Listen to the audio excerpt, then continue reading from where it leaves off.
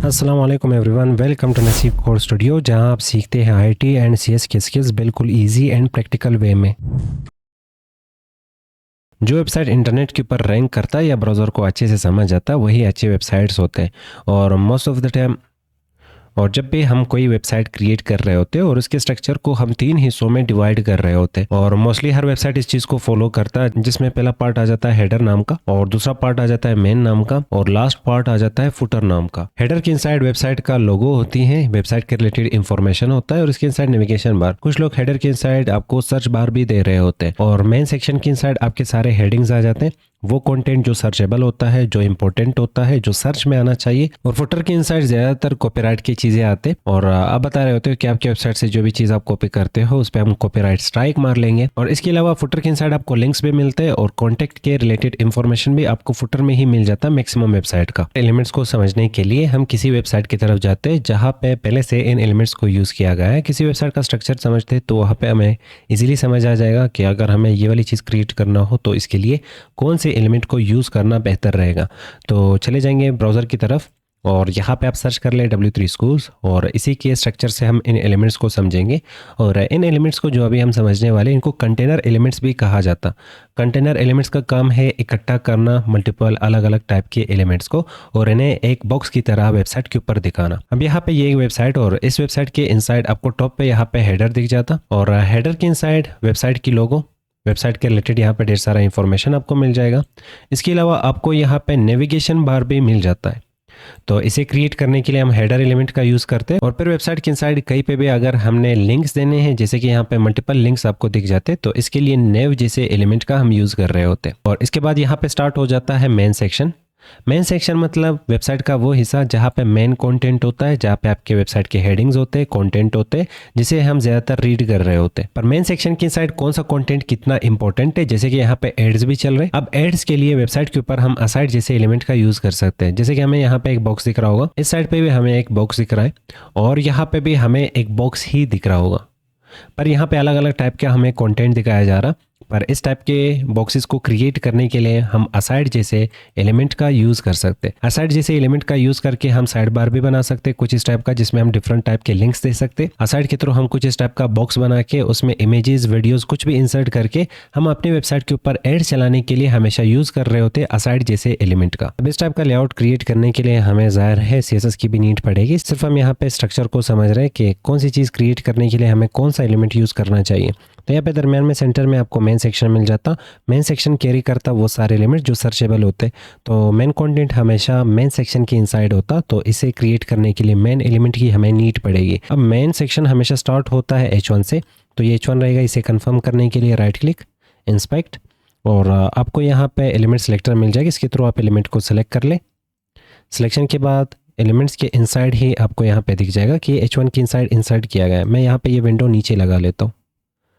अब अगर हमें बाकी एलिमेंट्स भी देखना है तो ये एलिमेंट सेलेक्टर ही हमारा हेल्प करेगा। जैसे कि हम इस पर क्लिक करते तो हमें बताया जा रहा कि H1 का दूसरा हिस्सा डिफाइन करने के लिए H2 का यूज़ किया गया है। इससे हायरार्की बन रही होती है कि एक टॉपिक के इनसाइड दूसरा टॉपिक, दूसरे टॉपिक के इनसाइड तीसरा टॉपिक, तो हम इस तरह से हेडिंग्स को चेंज कर सकते हैं। तो मेन सेक्शन यहाँ पे स्टार्ट हो जाता है H1 से, और H1 ही सर्चेबल होता। तो जो भी इंसान सर्च करेगा HTML ट्यूटोरियल तो यही H1 ही सामने आ रहा होता।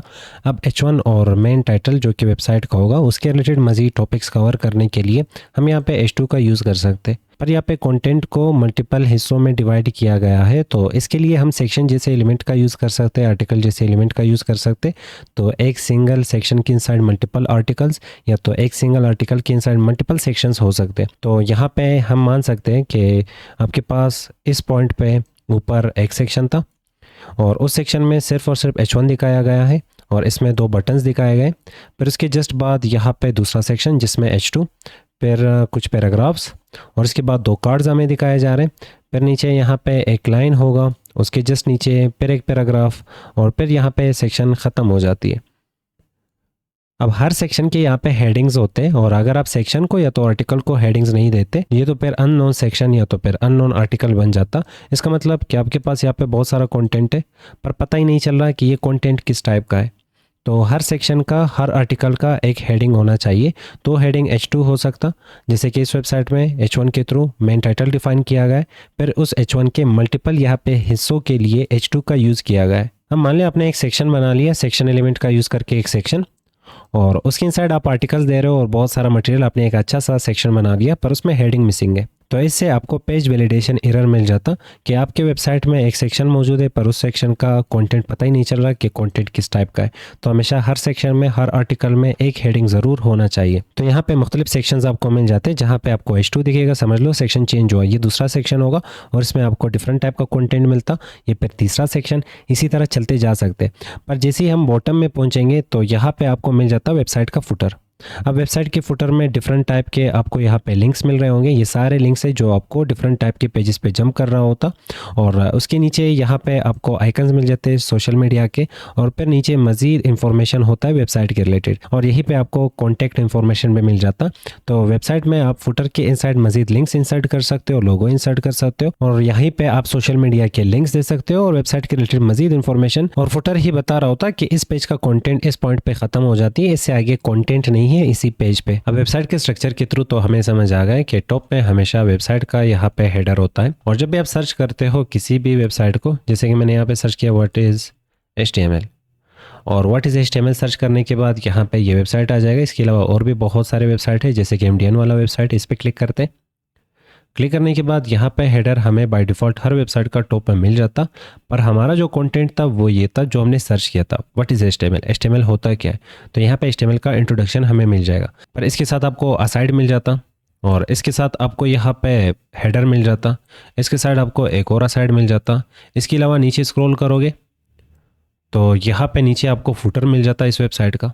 तो ये जो फुटर होता है, ये असाइड होता है, ये हेडर होता है, ये मेन कंटेंट के साथ हमेशा वेबसाइट का हिस्सा होता है, जिसमें वेबसाइट के रिलेटेड आपको मज़ीद इन्फॉर्मेशन मिल रहा होता है। जैसे कि इसमें भी देखोगे यहाँ पे आपको वेबसाइट का लोगो या तो इन्फॉर्मेशन मिल जाता है, इसके अलावा यहाँ पे लिंक्स, और फिर यहाँ पे सोशल मीडिया के आइकन्स, फिर नीचे यहाँ पे मज़ीद इन्फॉर्मेशन वेबसाइट के रिलेटेड। जो भी चीज़ें हम सर्च करते हैं ब्राउज़र के ऊपर उसे मेन कॉन्टेंट और सर्चेबल कॉन्टेंट कहा जाता है, पर उसके साथ हमें वेबसाइट का हेडर, फुटर, असाइड, ये चीज़ें हमें बाय डिफ़ॉल्ट मिल जाते हैं हर वेबसाइट के साथ। अब चले कोड करके समझते हैं कि अगर हमें कोई वेबसाइट क्रिएट करनी हो तो उसमें स्ट्रक्चर का कैसे ख्याल रखना होता। तो इसके लिए चले जाते हैं कोड की तरफ। हर वेबसाइट का यहाँ पे 3 सेक्शन होते हैं। सबसे पहले आपको हेडर इंसर्ट करना है। हेडर के इनसाइड आपने नेविगेशन बार देना है, जिसमें डिफरेंट टाइप के लिंक्स हो सकते, जैसे कि हम यहाँ पे UL मतलब अनऑर्डर लिस्ट क्रिएट करते, और हमें यहाँ पे लिंक्स देने, तो यहाँ पे LI, और इसके बाद एंकर, क्योंकि लिंक्स एंकर के थ्रू ही क्रिएट किए जाते, और एंकर के इनसाइड हम यहाँ पे लिख लेते हैं होम, उसके जस्ट बाद डुप्लीकेट उठा के इसमें लिख लेते हैं प्रोडक्ट, और उसके जस्ट बाद फिर डुप्लीकेट उठा के इसके इनसाइड यहाँ पे लिख लेते हैं ब्लॉग, और लास्ट चीज़ यहाँ पे मेंशन करते हैं एक और बटन। डिपेंड करता है कि आप किस टाइप का वेबसाइट बना रहे हैं, उतने ही बटन्स आप यहाँ पे दे रहे होते हो और लिंक्स दे रहे होते हो। तो हमने हेडर के इनसाइड एक नेविगेशन बार, जहाँ पे कुछ इस टाइप के लिंक्स होते, जैसे कि हम यहाँ पे दे सकते हैं। इस टाइप के लिंक्स वेबसाइट के ऊपर क्रिएट करने के लिए हमने नेव जैसे एलिमेंट का यूज़ करना होता है। तो नेव एक कंटेनर है जो कि कैरी करता है लिंक्स को। अब हेडर के इनसाइड वेबसाइट का लोगो भी होती है, तो हम यहाँ पे एक इमेज को इंसर्ट कर सकते हैं, और उस इमेज में आपके वेबसाइट का लोगो हो सकती है। तो .png यहाँ पे लिखते हैं लोगो। आपको सर्च बार क्रिएट करना है, सर्च बार भी इसी के इनसाइड आप इंसर्ट कर सकते हो, पर ओवरऑल हमने यहाँ पे हेडर को क्रिएट करके उसके इनसाइड वेबसाइट का लोगो के इमेज को इंसर्ट कर लिया, और इसके बाद एक नेविगेशन बार बना के उसमें डिफरेंट टाइप के हमने लिंक्स दे दिए। अब जैसे ये पेजेस तैयार होंगे, इन पेजेस का यहाँ पे लिंक्स आ जाएगा। फिलहाल इसे खाली रखने के लिए हम यहाँ पे हैश का यूज़ करते हैं। तो इस पॉइंट पे हमने एक सिंपल सा हेडर क्रिएट कर लिया, पर हेडर डिपेंड करता कि जिस टाइप का भी आप एप्लीकेशन और वेबसाइट बना रहे हैं उसमें डिमांड ये है।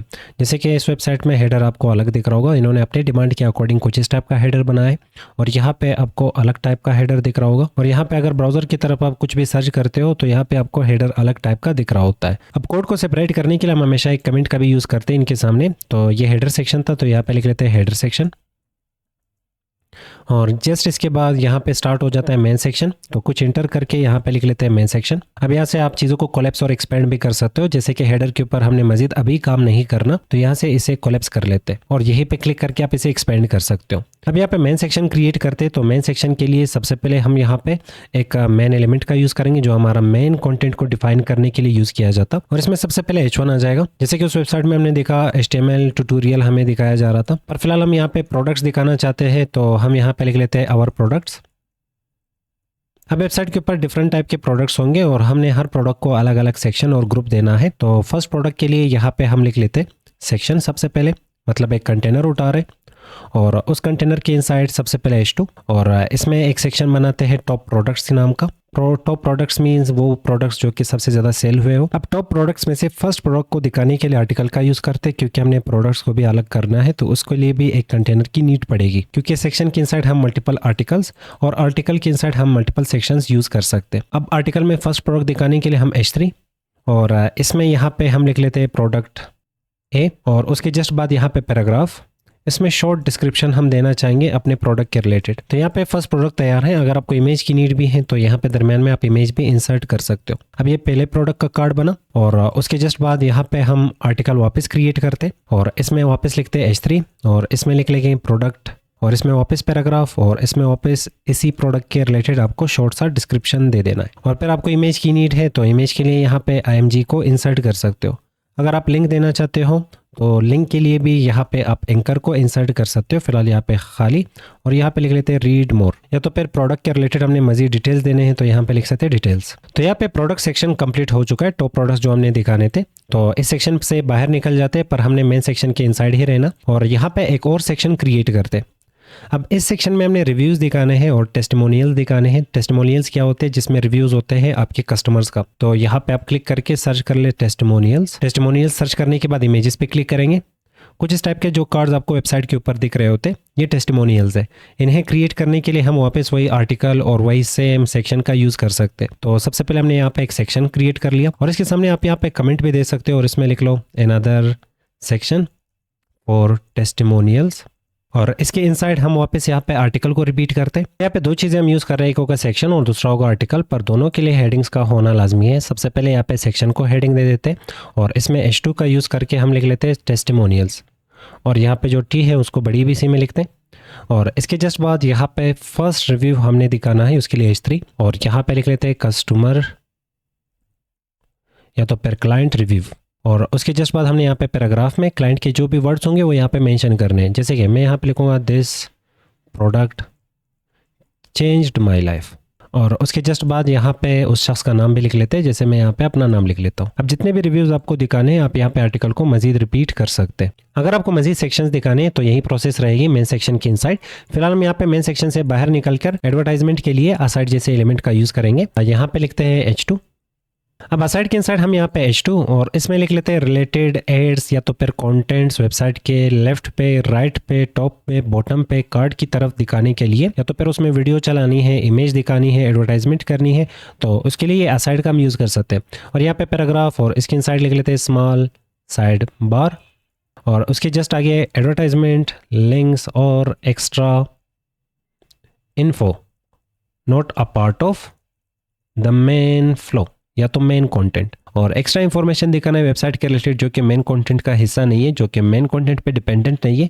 फिर उसके लिए हम यहाँ पे असाइड जैसे एलिमेंट का यूज़ कर रहे होते हैं, और फिर इसे आप वेबसाइट के ऊपर यहाँ वहाँ कहीं पे भी चिपका सकते हो। जैसे कि यहाँ पे हमें एक छोटा सा बॉक्स दिख रहा होगा VS कोड के इनसाइड, इसे भी इसी ही एलिमेंट के थ्रू क्रिएट किया जाता है। आपको इस साइड पे भी एक साइड बार दिख रहा होगा, इसे भी क्रिएट करने के लिए असाइड जैसे एलिमेंट का यूज़ किया जाता। पर यहाँ पे टॉप में हमारे पास हेडर सेक्शन है, VS कोड के इनसाइड ही ये सारे एग्जाम्पल्स आपको दिख जाते हैं। अब यहाँ पे वेबसाइट का हमने हेडर बना लिया, मेन सेक्शन बना लिया और असाइड बना लिया, और लास्ट चीज़ जो यहाँ पे रह जाता है उसे हम फुटर कह रहे होते। तो यहाँ पे फुटर इंसर्ट करते, और फुटर के इनसाइड एक और कंटेनर हो सकता है अगर आप फुटर के मल्टीपल सेक्शंस बनाते, जैसे अभी आपने उस वेबसाइट पे देखे, तो हम यहाँ पे डिव इंसर्ट कर सकते हैं। फिलहाल यहाँ पे रैंडम सा कुछ लिख लेते हैं। जैसे मैं यहाँ पे कॉपीराइट का सिंबल दिखाना चाहता हूँ, तो HTML एंटिटी कॉपीराइट दिखा देगा, और उसके बाद लिख लेते हैं 2025 योर साइट, और इसके बाद यहाँ पे लिख लेते हैं फुटर लिंक्स एंड इन्फॉर्मेशन। अब फुटर में सिर्फ हम यहाँ पे टेक्स्ट नहीं दिखाते, हम इसमें लिंक्स भी दिखा सकते हैं, और वेबसाइट के रिलेटेड जो मजीद इन्फॉर्मेशन होता है, जैसे कि आपके सोशल मीडिया के जो लिंक्स होते हैं उसे भी हम इंसर्ट कर रहे होते हैं यही फुटर सेक्शन के इनसाइड। अब यहाँ पे जो फुटर एंड हेडर है ये वेबसाइट के ऊपर मल्टीपल भी हो सकता है। जैसे कि मान लें आप कोई कार्ड बना रहे, उस कार्ड के इनसाइड यहाँ पे आप बहुत सारे बटन्स देना चाहते हैं, और उसका एक फुटर है, और ये चीज़ हर एक कार्ड में रिपीट हो रही है, तो हम कह सकते हैं कि ये कार्ड और इस कार्ड में ये रहेगा हेडर और ये रहेगा फुटर। एक वेबसाइट के ऊपर मल्टीपल हेडर्स, एक वेबसाइट के ऊपर मल्टीपल फुटर्स हो सकते हैं, पर एक वेबसाइट में जो मेन कंटेंट होता है, मेन कंटेंट को सिर्फ आपने एक ही दफ़ा लिखना है। तो इसका मतलब यहाँ पे जो ओवरऑल ये चीज़ें आ जाते हैं या ये जो कार्ड आ जाते हैं, ये यहाँ पे मेन सेक्शन के इनसाइड आप इंसर्ट कर रहे होते हो। तो सबसे पहले मेन सेक्शन, और मेन सेक्शन में जो कार्ड आप बना रहे हो उसको बनाने के लिए आप यहाँ पे सेक्शन जैसे एलिमेंट का यूज़ कर सकते हो, आर्टिकल जैसे एलिमेंट का यूज़ कर सकते हो, आप डिव जैसे एलिमेंट का यूज़ कर सकते हो। पर इसके इनसाइड वापस आप हेडर को रिपीट कर सकते हो, फुटर को रिपीट कर सकते हो। पर हाँ, दरमियान में कंटेंट दिखाने के लिए वापस आप यहाँ पे आर्टिकल का यूज़ कर लो, सेक्शन का यूज़ कर लो, पर हमने वापस यहाँ पे जो मेन एलिमेंट है इसे रिपीट नहीं करना। तो एक सिंगल वेबसाइट के ऊपर मेन एलिमेंट एक ही दफ़ा होता है, पर header and footer multiple times repeat हो सकते हैं। तो चलो यहाँ पे समराइज़ करते हैं कि वेबसाइट के स्ट्रक्चर को क्रिएट करने के लिए सबसे पहले आपको हेडर जैसे एलिमेंट का यूज़ करना होगा, जिसमें आपकी वेबसाइट का हेडर सेक्शन के कंटेंट आ जाएगा और आपकी वेबसाइट का लोगो, सर्च बार, नेविगेशन बार ये हेडर के इनसाइड हो सकता है। उसके जस्ट बाद आपने मेन कंटेंट को इंसर्ट करने के लिए मेन जैसे एलिमेंट का आपने यूज़ करना है, और मेन जैसे एलिमेंट्स में आपका सर्चेबल कंटेंट और मेन कंटेंट आ जाता, जिसको ब्राउज़र ढूंढ रहा होता है वेबसाइट्स के इनसाइड। कोई भी इंसान ब्राउज़र के ऊपर जो भी सर्च करता है उसे हमेशा ब्राउज़र ढूंढ रहा होता है मेन सेक्शन के इनसाइड। तो ऐसे भी नहीं करना कि आप हेडर के इनसाइड ही यहाँ पे H1 इंसर्ट करते। अब हेडर के इनसाइड H1 इंसर्ट कर लिया तो हमेशा जो सर्चिंग कंटेंट होता है वो ढूंढा जाता मेन सेक्शन के इनसाइड। अब आपने H1 के इनसाइड यहाँ पे मेन कंटेंट लिखा है, पर हेडर को इग्नोर किया जाता, क्योंकि हेडर हर वेबसाइट में मिलता, जो मेन कंटेंट सर्च किया जाता उसके जस्ट ऊपर और नीचे हेडर एंड फुटर और असाइड आ ही जाते। और अगर आप H1 या तो फिर हेडिंग्स को हेडर के इनसाइड, असाइड के इनसाइड, फुटर के इनसाइड इंसर्ट करते हैं तो ब्राउज़र उन जैसे एलिमेंट्स को और कंटेनर्स को इग्नोर कर रहा होता। ब्राउज़र हमेशा हेडिंग्स को ढूंढता है मेन सेक्शन के इनसाइड, तो आपने हमेशा हेडिंग्स को मेन सेक्शन के इनसाइड ही इंसर्ट करना होगा। पर सर्चेबल कंटेंट हमेशा मेन सेक्शन के इनसाइड ही होना चाहिए। तो जो आपका H1 होते हैं, जो हेडिंग्स होते हैं, वो हमेशा मेन सेक्शन के इनसाइड ही आपने इंसर्ट करने। मेन सेक्शन किस टाइप का कंटेंट दिखा रहा है उसमें हम H1 का यूज़ करते, और H1 के नीचे जो भी चीज़ें हम दिखाना चाहते हैं, कंटेंट को डिवाइड करना चाहते हैं, तो फिर उसके लिए हम सेक्शन, और अगर सेक्शन के इनसाइड पर मजीद हमने कंटेंट को डिवाइड करना है तो फिर वहाँ पे आर्टिकल। तो आर्टिकल और सेक्शन के थ्रू हम छोटे छोटे ग्रुप बना सकते हैं। जैसे कि आपको वेबसाइट के ऊपर कुछ इस टाइप के कार्ड दिखाने, और ये एक कार्ड, ये दूसरा कार्ड, ये तीसरा कार्ड, और ये तीनों कार्ड एक सेक्शन के इनसाइड आ रहे हैं। तो हम यहाँ पे सेक्शन के थ्रू ये कंटेनर बनाते हैं, और फिर ये कार्ड्स दिखाने के लिए हम आर्टिकल जैसे एलिमेंट का यूज़ कर रहे होते, और फिर हर आर्टिकल और सेक्शन का खुद का हेडिंग होता। इनके लिए आप अमेज़ोन को विजिट कर ले, अमेज़ोन ये चीज़ आपको ईजिली समझा देगा। जैसे कि ये हमारे पास एक सेक्शन होगा और उस सेक्शन में यहाँ पे 4 कार्ड्स आ रहे हैं, तो 4 आर्टिकल्स, और उन आर्टिकल्स में यहाँ पे हेडिंग आ रहे हैं, और फिर कुछ इमेजेस, और नीचे कुछ टेक्स्ट पैराग्राफ के थ्रू, और फिर उसके जस्ट नीचे आपको यहाँ पे एंकर मिल जाता, मतलब लिंक मिल जाता। और उसके जस्ट नीचे देखोगे तो यहाँ पे फिर हमें एक सेक्शन दिख रहा होगा, और उस सेक्शन की इनसाइड सिर्फ और सिर्फ आपको इमेजेस दिखाए जा रहे हैं। तो फिर आप इनका एग्जांपल कार्ड्स की तरह देख सकते हो, और यहाँ पे फिर एक हेडिंग, और उसके जस्ट आगे आपको यहाँ पे एंकर मिल जाता। यहाँ पे फिर दूसरा सेक्शन, फिर तीसरा सेक्शन, इसी तरह मल्टीपल सेक्शंस इस वेबसाइट में आपको मिल जाते हैं। तो मेन सेक्शन के इनसाइड H1, और फिर सेक्शन के इनसाइड यहाँ पे आ जाएगा H2, जिससे आप सेक्शन का हेडिंग दे रहे होते हो, और फिर आर्टिकल के इनसाइड आपके पास आ जाएगा यहाँ पे H3, जिससे आप आर्टिकल को हेडिंग दे रहे होते हो। और फुटर के थ्रू हम बता रहे होते हैं कि इस पॉइंट पे आप वेबसाइट के लास्ट में पहुंच चुके हो और इस पॉइंट पे वेबसाइट खत्म हो जाती है। अब वेबसाइट का स्ट्रक्चर में यही एलिमेंट्स हम यूज़ करते हैं जो कि सेमेंटिक एलिमेंट्स कहलाए जाते हैं। पर बाकी एलिमेंट्स अब तक आपने जितने भी पढ़े, जैसे कि टेबल को क्रिएट करना है तो टेबल दिखाया जाता है मेन सेक्शन के इनसाइड, आपको लिस्ट क्रिएट करने हैं तो वो भी यहीं पे, वीडियो, ऑडियो, जितनी भी चीज़ें आपको इंसर्ट करने हैं जो सर्चेबल होंगे, जिसके टॉप पे आप हेडिंग्स भी लगाना चाहते हो, तो सारी चीज़ें यहाँ पे आ जाते हैं मेन सेक्शन के इनसाइड। अब स्ट्रक्चर को क्रिएट करने के लिए हमें 2 टाइप्स के एलिमेंट्स मिल जाते हैं, एक सिमेंटिक एलिमेंट्स। तो अब तक हमने जितने भी एलिमेंट्स देखे और स्ट्रक्चर को क्रिएट करने के जो एग्जांपल देखे उसमें हमने सिमेंटिक एलिमेंट्स के एग्जांपल देखे, पर इसके अलावा नॉन सिमेंटिक एलिमेंट्स का भी यूज़ किया जाता स्ट्रक्चर को, वेबसाइट का स्ट्रक्चर क्रिएट करने के लिए। सिंपली हमने चले जाना है ब्राउज़र की तरफ, और यहाँ पर मैं सर्च कर लेता हूँ website structure with semantic and non semantic elements. अब ये क्वेरी सर्च करने के बाद हमने इमेजेस वाले सेक्शन पे क्लिक करना है। यहाँ पे हमें डिफरेंट टाइप के एग्जांपल्स दिख जाएंगे। इस वाले एग्जांपल को देखते हैं तो इस पे राइट क्लिक करके open image in a new tab. इसमें हमें सिमेंटिक एंड नॉन सिमेंटिक दोनों का एग्जांपल दिया जा रहा। जैसे कि हेडर को क्रिएट करने के लिए हम डिव, और अगर वेबसाइट का नेविगेशन बार दिखाना है तो वहाँ पे स्पेन, और फिर मेन के लिए वापस डिव, आर्टिकल के लिए डिव, फिगर के लिए डिव, सेक्शन के लिए डिव, पैराग्राफ के लिए डिव, और सेम इसी तरह हर एक चीज़ में आपको डिव दिख रही होगी। जैसे कि असाइड के लिए भी इन्होंने यहाँ पे डिव यूज़ किया है, फुटर के लिए भी यहाँ पे डिव का यूज़ किया जा रहा है। तो जब नॉन सिमेट्रिक वे में वेबसाइट का स्ट्रक्चर क्रिएट किया जाता तो इसे मेंटेन करने में मुश्किल होती है और इस कोड को रीड करने में मुश्किल होती है, क्योंकि हर जगह पे आपको डिव डिव दिख रहा होगा तो आपको ये समझ नहीं आती कि वेबसाइट का हेडर कहाँ पे स्टार्ट हुआ, कहाँ पे ख़त्म हुआ, नेविगेशन कहाँ पे स्टार्ट हुआ, कहाँ पे ख़त्म हुआ, मेन कंटेंट, असाइड और फुटर कहाँ पे स्टार्ट हुआ, कहाँ पे ख़त्म हुआ, कुछ भी यहाँ पे पता नहीं चल रहा। पर इस साइड पे अगर देखें तो सिमेंटिक वे में जो वेबसाइट का स्ट्रक्चर क्रिएट किया गया है तो इसमें हमें यहाँ पे क्लियरली दिख रहा होगा कि यहाँ पे ये वाला जो सेक्शन है हेडर, और हेडर इस पॉइंट पे स्टार्ट हुआ और उसके जस्ट बाद यहाँ पे ख़त्म हो जाता है, और उसके बाद नेविगेशन बार, और फिर यहाँ से मेन का कंटेंट स्टार्ट हुआ और फिर उसकी इनसाइड आपको आर्टिकल, फिगर, पैराग्राफ और सेक्शन मिल जाते। और इस साइड पे आपको दिख रहा होगा कि हाँ यहाँ पे असाइड के थ्रू साइड बार दिखाया जा सकता, पर यहाँ पे हर एक चीज़ को मीनिंगफुल रखा गया है। तो जब भी आपको कुछ ऐसा स्ट्रक्चर क्रिएट करना है जो कि मीनिंगफुल हो और उसका कोड रीड करने में मुश्किल ना आए और उसका कोड मेंटेन करने में मुश्किल ना आए, तो आप हमेशा यहाँ पे चूज़ करेंगे सिमेंटिक एलिमेंट्स वेबसाइट का स्ट्रक्चर क्रिएट करने में। अब कुछ मज़ीद प्रैक्टिस करने के लिए आपको हमेशा एक्सपीरियंस कोडर्स का कोड रीड करना होगा। तो इसके लिए आप इंटरनेट के ऊपर और ब्राउज़र में सर्च कर लें MDN, इस वेबसाइट को आप विजिट कर लें। वेबसाइट का स्ट्रक्चर क्रिएट करने के लिए जब HTML5 नहीं आया था तब नॉन सिमेंटिक एलिमेंट्स का यूज़ किया जा रहा था वेबसाइट का स्ट्रक्चर क्रिएट करने में, पर HTML5 के बाद सिमेंटिक एलिमेंट्स आए और सिमेंटिक एलिमेंट्स का भी आजकल यूज़ किया जाता वेबसाइट का स्ट्रक्चर क्रिएट करने में। तो फिलहाल इस वेबसाइट पर हम आ चुके हैं। HTML पे क्लिक करके HTML एलिमेंट्स पे क्लिक करते। अब इस लेआउट पे आप राइट क्लिक कर ले, इंस्पेक्ट पे क्लिक कर ले। इंस्पेक्ट के थ्रू आप इनके कोड को रीड कर सकते हो। तो हम ये वाली विंडो नीचे लगा लेते हैं। यहाँ पे नीचे लगाने के बाद इसे टॉप पे कुछ इस तरह से बड़ा कर लेते हैं और ये वाली साइड बार हमें नहीं चाहिए, इसे छोटा करते। और यहाँ पे एलिमेंट सेलेक्टर आपको मिल जाएगा, इस पर क्लिक कर ले। टॉप वाला सेक्शन है, इस पर हम क्लिक करते। क्लिक करने के बाद हमें दिख रहा होगा कि इसे क्रिएट किया गया है एक डिव के थ्रू। हमें कंटेनर दिखाया जा रहा है और उसमें कुछ कंटेंट, और फिर यहाँ पे यही एलिमेंट सेलेक्टर उठा के ये सेक्शन देखना है तो इस पर क्लिक करेंगे। तो हमें कहा जा रहा है कि ये ओवरऑल आपके पास एक हेडर है और हेडर के इनसाइड ये रहेगा नेविगेशन बार जिसमें आपको लिंक्स मिलेंगे, और उसके जस्ट बाद फिर मज़ीद नीचे कंटेंट है जिससे आपको बताया जा रहा है कि आप इस वक्त कहाँ पे मौजूद है। वापस एलिमेंट सेलेक्टर उठा के ये साइड बार है, इस पर क्लिक करते। साइड बार की कंटेनर पे क्लिक करते। क्लिक करने के बाद हमें कहा जा रहा है कि ये असाइड के इनसाइड वो कंटेंट जो आपने ब्राउज़र से इग्नोर करवाना है वो असाइड के थ्रू आप इंसर्ट कर ले वेबसाइट पे, और मेन सेक्शन के ये बाहर ही मौजूद है और उसके इनसाइड भी आपको नेविगेशन मिल जाता। तो मल्टीपल नेविगेशन एक सिंगल वेबसाइट के ऊपर हो सकते।